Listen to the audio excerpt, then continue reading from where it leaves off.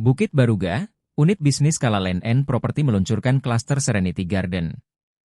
Grand launching klaster terbaru tersebut berlangsung di kawasan Serenity Garden, Bukit Baruga, Makassar. Serenity Garden hadir dua tipe, yaitu tipe Salvia dan tipe Lanata dengan stok terbatas hanya 97 unit. Tipe Salvia memiliki konsep rumah modern kontemporer dengan jumlah 65 unit. Luas tanahnya 98 meter persegi dan luas bangunan 88 meter persegi. Sedangkan tipe Lanata mengusung konsep interior Lanata menggabungkan unsur-unsur gaya Skandinavia dan Jepang. Luas tanahnya 84 meter persegi dan luas bangunan 68 meter persegi.